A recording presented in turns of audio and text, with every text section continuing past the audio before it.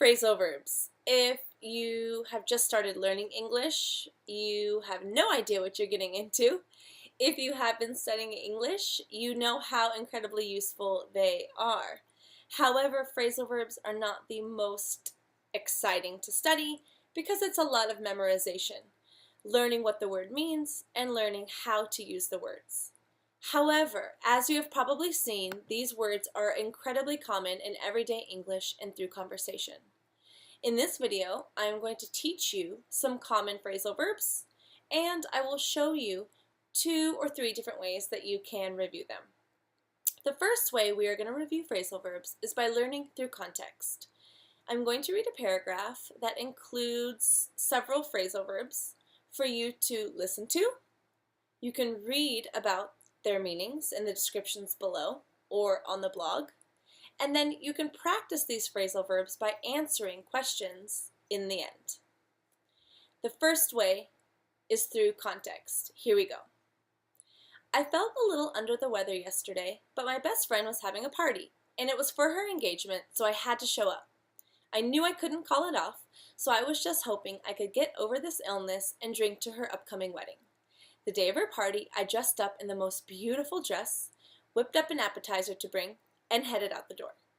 I'm glad I didn't turn down the event because it really cheered me up. In this paragraph, we heard an idiom, to feel under the weather, and we also heard the following phrasal verbs: show up, call off, get over, drink to, dress up, whip up, head out, turn down, and cheer up. Again, all of the meanings of these words are in the description below as well as on the blog. You can listen to these words again in the video after reading the instructions to understand the meaning more. In addition, you can practice answering these questions in the comment section or in your own notebook. For example, what was the last event that you showed up to? Have you called off anything recently? When's the last time you drank to someone? What do you always bring before you head out for a night on the town? Did you turn anything down last weekend or last week? When you're upset, what is something that cheers you up? Practicing these questions will help you learn and feel comfortable with these phrasal verbs. Another way that you can learn phrasal verbs is by breaking them apart into sections of the main verb and the particle. You can start by looking up the main verb in a dictionary. My personal favorite is Merriam-Webster Learner's Dictionary, and you can take the main verb, type it in, and then see all of the phrasal verbs related. Let's look at some of the words that I used in context. For example, show. I used show up, which means to arrive or appear at an event. You can also look up show in the dictionary and you will see show around, show off, or again, show up.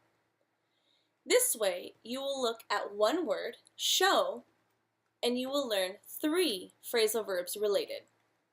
Another example we used was call. Phrasal verbs related to call are call for, call in, call off, call on, call out, and call up.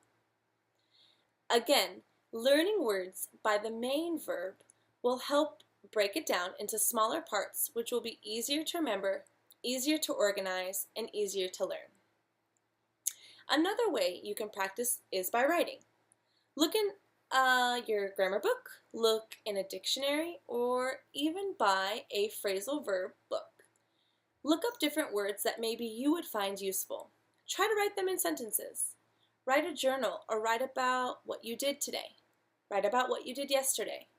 Try to use the new phrasal verbs that you've learned or that you find in your book and make them apply to your own life, make them personal, and help them become important for you.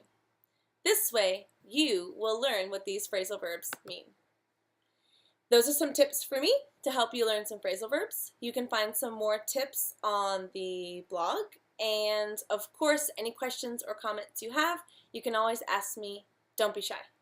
Thank you.